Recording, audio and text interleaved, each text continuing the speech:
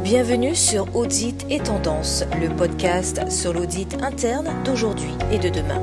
Avec Pascal Legendry, contrôleur de gestion, auditrice interne chargée de l'évaluation de la performance à l'Université de Guyane.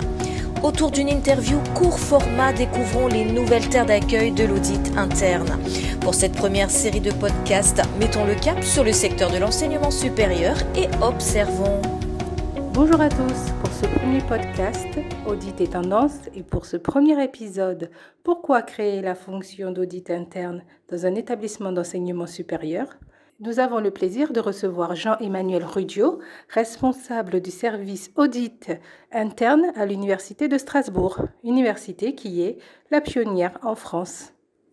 Oui, merci beaucoup Pascal d'avoir pensé à nous pour ce premier podcast. Je voulais peut-être juste faire une remarque avant qu'on attaque la série de questions. C'était simplement donc de faire remarquer que le thème du podcast que tu as choisi, on l'avait en fait traité lors des premières rencontres qu'on avait organisées au sein de l'association AFAIRE, donc l'association francophone des auditeurs internes de l'enseignement supérieur et de la recherche. Donc on avait organisé une rencontre en novembre 2017 à Bordeaux, dont le thème était justement quels apports de l'audit interne pour quels établissements, et en sous-titre on avait mis pourquoi les établissements d'enseignement supérieur et de recherche devraient mettre en place la fonction audit interne. Et donc dans les réponses que j'apporterai à tes questions, je parlerai bien sûr de mon expérience à l'Université de Strasbourg, mais j'essaierai aussi de faire état des échanges qui ont eu lieu à Bordeaux en 2017. Simplement, donc, si des auditeurs de ce podcast sont intéressés, ils pourront consulter le cahier qu'on a produit suite à ces rencontres et qui synthétise les échanges qu'on a eus, puisque ce cahier est disponible sur la page LinkedIn de l'association AFAIRE. Donc AFAIRE avec un seul F. Voilà. Oui. Et du coup, nous mettrons le lien. Nous mettrons le lien de la page en bas du podcast. Okay. Bon.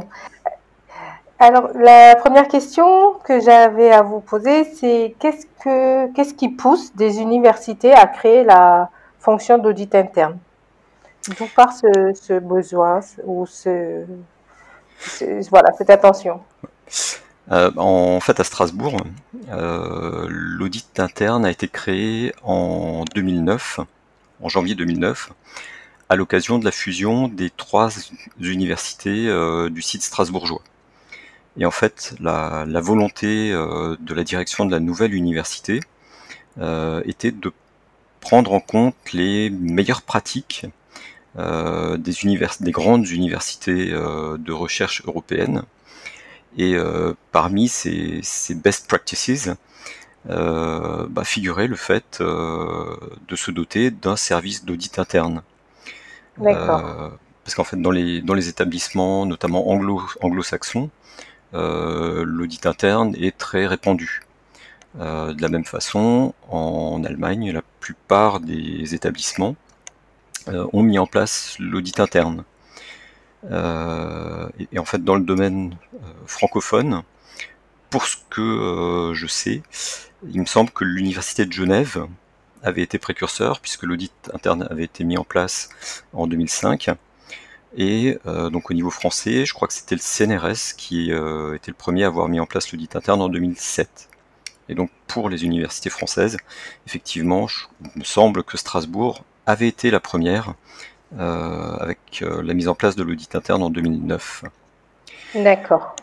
Et en fait, à travers la mise en place de l'audit interne, et en même temps du contrôle interne, puisque les deux ont été mis en même temps au moment de la fusion, l'objectif de l'université était de prendre en compte la dimension risque dans son pilotage, pour justement essayer de maximiser ses chances d'atteindre ses objectifs.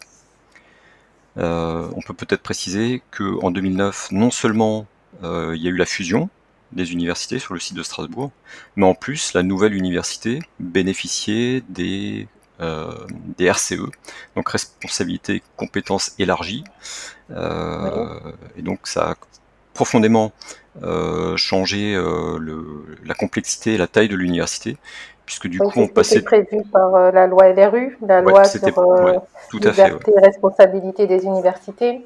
Tout à fait. Et donc, du coup, le budget de l'université a pratiquement été multiplié par 5 pour atteindre, grosso modo, les 500 millions d'euros.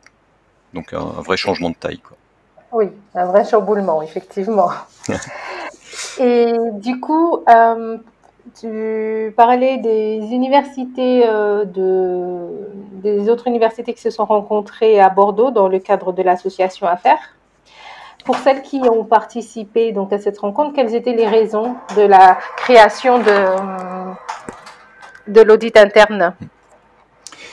On peut peut-être déjà mettre un petit bémol en précisant qu'il y a encore relativement peu d'universités en France qui ont réellement mis en place l'audit interne, même s'il y en a un certain nombre qui s'y intéressent et qui sont en train de mettre en place la fonction.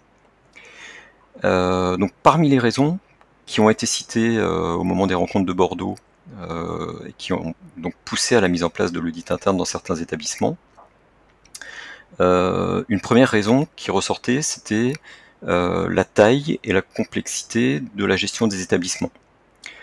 Et typiquement, ça c'est le cas quand tu as des universités qui fusionnent, puisque du coup ça devient de gros mastodontes en général. Oui. Et en fait, c'est intéressant de noter que la plupart des universités qui ont fusionné, là grosso modo sur une dizaine d'années, donc la plupart des universités fusionnées ont mis en place l'audit interne ou sont en train de le faire.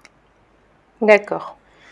Donc une deuxième raison qui a été évoquée, c'était les responsabilités accrues auxquelles les universités devaient faire face compte tenu de l'augmentation de leur autonomie, dans le cadre de la loi LRU, comme tu le rappelais tout à l'heure.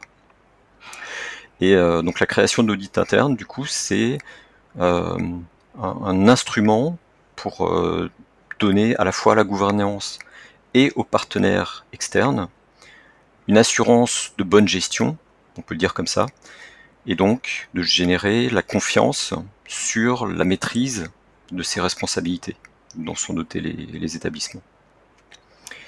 Okay. Une troisième raison qui a été évoquée portait sur justement la volonté des établissements de se doter d'un outil pour soutenir, voire même impulser, l'amélioration continue et la simplification de leur fonctionnement. Et une quatrième raison qui a été évoquée pour créer l'audit interne, c'était suite à on va dire un scandale, par exemple des malversations financières ou des exemples de mauvaise gestion qui ont eu des échos dans la presse, ou alors une observation, voire une recommandation des corps de contrôle, comme par exemple la Cour des comptes. Voilà. Donc c'est les quatre principales raisons qui avaient été citées. Et donc ce que je voudrais simplement préciser, qu'elles ne sont pas exclusives l'une de l'autre. Au contraire, elles peuvent même se cumuler pour aboutir à la création de l'audit interne. Oui, ça se comprend effectivement. Et justement, en parlant d'établissements qui ont fusionné, dans le cas de Strasbourg, vous avez fusionné, c'était donc la fusion de 3 universités, c'était lesquelles ? Donc il y avait, c'était une répartition grosso modo par discipline. On avait donc Strasbourg 1, l'université scientifique, l'université Louis Pasteur, qui était la plus grosse des 3 universités. Il y avait donc l'université de droit et sciences politiques, donc l'université Robert Schuman, et il y avait l'université des lettres et sciences humaines, qui était l'université Marc Bloch. D'accord. Alors, j'avais encore une autre question, parce que ce podcast, de toute façon, est le fruit d'une curiosité qui amène à comprendre l'évolution de l'audit interne, à l'observer dans les établissements d'enseignement supérieur. La prochaine question était quelles sont les attentes de la gouvernance par rapport à l'audit interne ? En fait, les attentes de la gouvernance sont multiples et je dirais même pas toujours tout à fait explicites. Et en fait, l'audit interne dans les universités, c'est un objet nouveau. Du coup, il est encore un peu mystérieux, parfois vaguement inquiétant. En fait, c'est un peu comme une baguette de magicien, dont la gouvernance ne sait pas encore trop comment se servir. Voilà. Mais c'est qu'elle est là. Effectivement. Et du coup, pour faire face à ce côté un peu mystérieux, moi, ce que je conseille vraiment à toute personne qui serait chargée dans son établissement de réfléchir à la mise en place de l'audit interne, c'est tout simplement de commencer à bien expliciter ce qu'est l'audit interne, éventuellement aussi ce que ce n'est pas l'audit interne, D'accord. expliquer comment ça fonctionne et à quoi ça sert. Tout ça, ça doit permettre de s'assurer que l'audit interne répond effectivement aux besoins ou aux attentes qui sont formulées par la gouvernance, justement pour éviter d'éventuelles déconvenues par la suite si l'audit interne ne devait pas répondre aux attentes. Voilà. D'accord. Et donc, simplement pour arriver à expliquer ce qu'est l'audit interne à la gouvernance, il faut soi-même s'être bien documenté et formé. Et donc, à cet égard-là, j'aimerais signaler que l'association Affaires peut et veut aussi jouer un rôle de facilitateur, par exemple en mettant à disposition de la communauté certaines ressources. J'ai déjà évoqué les cahiers des rencontres, mais on a aussi produit d'autres documents, ou encore en proposant la possibilité d'échanger avec des collègues de différents horizons qui sont déjà passés par cette phase de montage de la fonction et du coup peuvent apporter un éclairage vraiment pratique et répondre aux questions que peuvent se poser les débutants, entre guillemets. D'accord. Et du coup, quelles sont les attentes auxquelles l'audit interne peut répondre? En fait, par nature, l'audit interne contribue à l'amélioration du fonctionnement de l'établissement. C'est sa finalité. Il y contribue comment? En apportant de l'objectivité dans l'évaluation du fonctionnement et des processus de l'établissement. Et pour pouvoir être objectif, il faut qu'il soit indépendant, puisque c'est une des caractéristiques de cette fonction d'audit interne. Oui, une caractéristique fondamentale. Tout à fait, qui la différencie de bien d'autres fonctions au sein de l'établissement. Et donc l'audit interne apporte aussi un regard transversal sur le fonctionnement, puisqu'il n'est enfermé dans aucun silo. Et c'est justement, tout le monde le sait, en faisant sauter les cloisons, en développant la transversalité, qu'on arrive à améliorer, à simplifier et à fluidifier le fonctionnement de quelque organisme que ce soit. Oui. L'audit interne contribue également à la diffusion d'une culture du management par les risques, avec pour objectif donc d'adapter les efforts de maîtrise en fonction de l'importance des risques. Ce qui n'est pas toujours le cas, parce que souvent on observe du surcontrôle qui est totalement disproportionné par rapport aux risques auxquels le processus est exposé. D'accord. Donc, du coup, l'audit interne est un outil d'aide à la décision pour la gouvernance et aussi d'accompagnement du changement. Et pour terminer donc cette liste d'attentes, d'apports de l'audit interne à un établissement, j'aimerais encore mentionner que l'audit interne contribue à faire progresser le contrôle interne, donc aussi la maîtrise des opérations, et par ce biais, il permet à l'établissement d'atteindre ses objectifs, notamment ses objectifs stratégiques. Très bien. Et de ce fait, quel est le périmètre d'intervention de l'audit interne?